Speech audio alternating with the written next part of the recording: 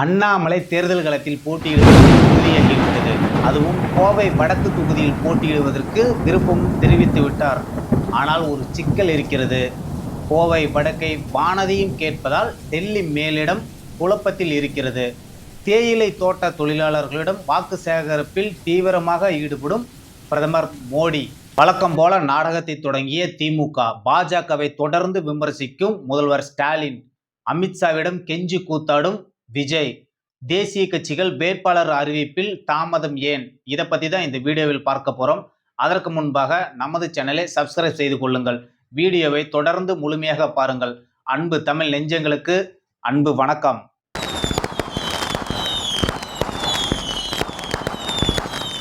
விவசாயிகள் சந்திப்புனா இப்படி தான் இருக்கணும். கரும்பு காட்டுக்குள்ள காங்கிரீட் சாலை போடல, நெல் வயலை சிவப்பு கம்பளை விரிக்கல.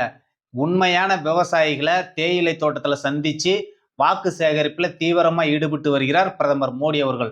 அசாம் தேர்தல் பிரச்சாரத்திற்கு சென்ற பிரதமர் மோடி அவர்கள் அங்கு தேயிலை தோட்ட பணியாளர்களிடம் அங்கு நலம் விசாரித்தது மட்டுமல்லாமல் அங்கு இருக்கக்கூடிய பழங்குடி மக்களின் ஆடல் பாடல் நிகழ்வுகளுடன் வாக்கு சேகரிப்பில் ஈடுபட்டார் பிரதமர் மோடி அவர்கள். அது மட்டுமல்லாமல் அங்கு பொதுக்கூட்டத்தில் மிக பெரும் அளவில் மக்கள் ஆதரவுடன் பிரதமர் மோடி அவர்கள் பிரச்சாரமும் செய்து வந்தார். தமிழகத்தில் தொடர்ந்து அண்ணாமலை வானதிக்கு உண்டான முரண்பாடுகள் அதிகரித்து கொண்டே வருகிறது என்றுதான் நாம் சொல்ல வேண்டும். ஏன்னா கோவை வடக்கில் போட்டி போடணும்னு அண்ணாமலை விருப்பமும் தெரிவிச்சிட்டாரு. ஆனா நம்ம வானதி அக்கா அப்படியெல்லாம் முடியாதுங்க, நான் அதிமுக கிட்ட இருந்து கேட்டு வாங்கின தொகுதியை நான் எப்படிங்க அண்ணாமலைக்கு விட்டு தர முடியும் அப்படின்னு பியூஷ் கோயல் கிட்ட விடாப்பிடியா பிடிச்சு பேசிட்டு இருக்காமா. அதனாலதான் டெல்லி மேலிடமும் சற்று குழப்பமா இருக்குதாமா. நேத்து கூட பியூஷ் கோயல் அண்ணாமலை கிட்ட இதை பத்தி தான் பேசியிருக்காரு. நீங்க கோவை வடக்குல இல்லைன்னா நீங்க திருப்பூர் தெற்கோ அல்லது மொடக்குறிச்சியிலே நீங்க போட்டியிடுங்களே, அதுவும் உங்களுக்கு சாதகமான தொகுதி தான் பியூஷ் கோயல் கேட்டாராமா. அதற்கு அண்ணாமலை அவர்கள், ஏன்னா நான் பாராளுமன்ற தேர்தல் அப்ப நான் கோயம்புத்தூர்ல தான் நின்னேன், அதுல இருக்கிற தொகுதி எனக்கு கொடுங்க, எனக்கு கொஞ்சம் வசதியா இருக்கும், எனக்கு பிரச்சாரம் பண்றதுக்கு இன்னும் குறைவான நாட்கள் தான் இருக்குது, வேற ஒரு தொகுதினா பிரச்சாரம் பண்றதுக்கு டைம் பத்தாதுங்க, அதுவும் இல்லாம நான் மாநிலம் ஃபுல்லா பிரச்சாரம் பண்ண வேண்டியது இருக்குது, எப்படிங்க எனக்கு நேரம் புத்தம்?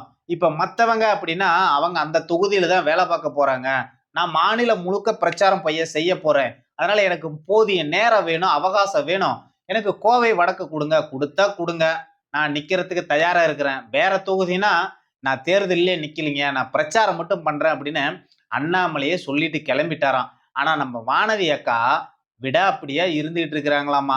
அது மட்டும் இல்லாம அண்ணாமலை கோவை வடக்கல போட்டி போட்டா கூட செந்தில் பாலாஜியை அங்க மட்டுப்படுத்துறதுக்கு ஒரு வசதியா இருக்கும். இத இந்த அம்மா புரிஞ்சிக்காம செயல்பட்டு இருக்குது. ஏற்கனவே இந்த அம்மா மேல எடப்பாடியே கொலகாண்டல் இருக்கிறாரு. செந்தில் பாலாஜி கோயம்புத்தூர் வர விஷயம் சொல்லலைன்னு அவரு வேற மிகப்பெரிய துரோகம் பண்ணிட்டாங்க நம்மளுக்கு அப்படின்னு அவரு வேற வானதி மேல கடுப்புல இருக்கிறாரு. அதனால என்ன நடக்குங்கிறது ஒரு பக்கம் இருந்தாலும் திமுக வழக்கம் போல தேர்தல் நாடகத்தை தொடங்கிட்டாங்க. முதல்வர் ஸ்டாலின் அவர்கள் இன்னைக்கு திருச்சியில பிரச்சாரம் பண்ணினாரு. அங்க காலையில வாக்கிங் போற இடத்துல வழக்கம் போல டீ கடையில உட்காந்து டீ குடிக்கிற மாதிரி மக்கள் கிட்ட பேசுற மாதிரி ஒரு செட்டிங் பிரச்சாரத்தை ஏற்பாடு பண்ணிட்டாங்க. சரி, முதல்வர் ஸ்டாலின் தான் இப்படி பண்றாருன்னு பார்த்தா தருமபுரியில உதயநிதி ஸ்டாலின் அதே செட்டப்பு, அதே விலை, அதே டீ கடை, இப்படிதான் நடந்துட்டு இருக்குது. அங்க செந்தில்குமாருக்கு ஆதரவா பிரச்சாரம் பண்ற இடத்துலயும் இதே டீ கடையில உட்காந்துக்கிட்டு பொதுமக்களோட பேசுற மாதிரி ஒரு செட்டப்பாமா. இப்படிதான் வழக்கம் போல திமுக இந்த பிரச்சாரங்கள்லாம் பண்ணிக்கிட்டு வராங்க. ஆனா இந்த விஜய் கட்சியில பாத்தீங்கன்னா அமித்ஷா கிட்ட இன்னைக்கு கெஞ்சற மாதிரி ஒரு நிலைமையே வந்துருச்சு.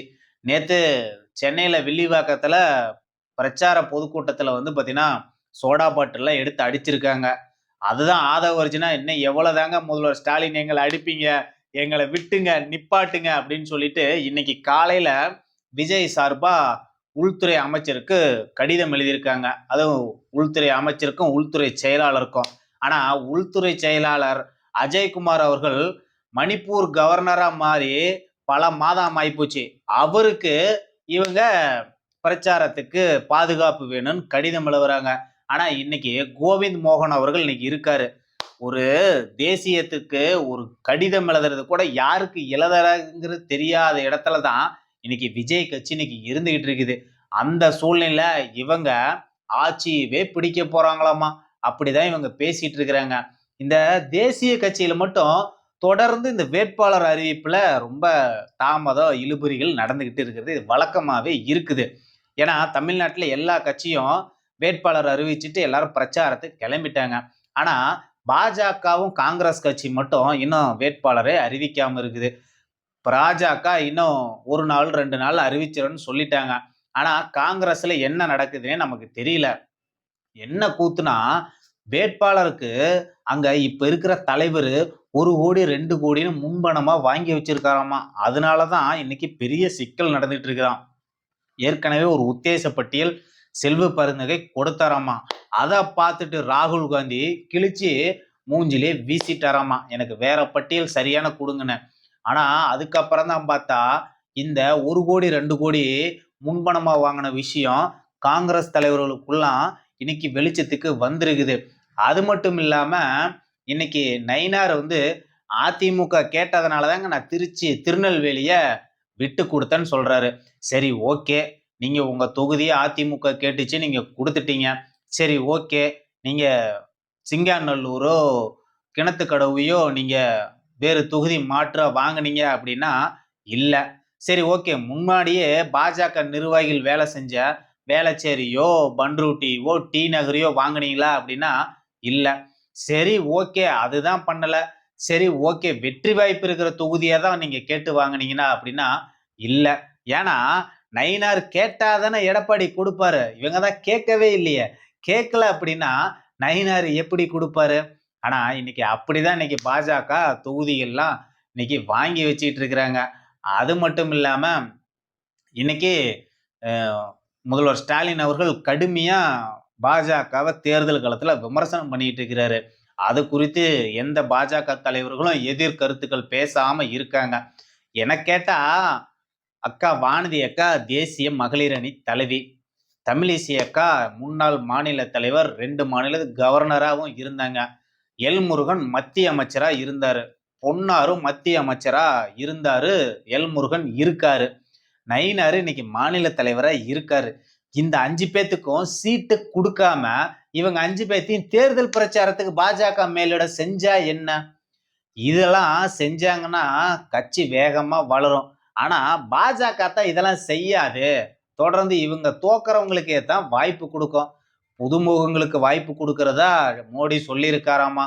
பார்க்கலாம். வேட்பாளர் பட்டியல் வந்தா தான் என்ன நடக்குதுங்கிறது நம்மளுக்கு தெரியும். ஆனா, ஸ்டாலின் அவர்கள் அடுத்தடுத்துன்னு போயிட்டே இருக்காரு. ஆனா, பாஜக இன்னும் எங்க தொடங்குறதுன்னே தெரியாம இருக்காங்க. தேர்தலே வந்துரும் போல. சட்டு புட்டுன்னு வேட்பாளர் அறிவிச்சு களத்துக்கு அனுப்பிச்சு விடுங்கப்பா. என்னப்பா இவ்வளவு லேட் பண்ணிட்டு இருக்கீங்கன்னு மக்களே பேசக்கூடிய அளவுக்கு தான் இன்னைக்கு பாஜகவோட நிலைமை வந்திருக்குது. பார்ப்போம் என்ன நடக்குதுன்னு. நன்றி, வணக்கம்.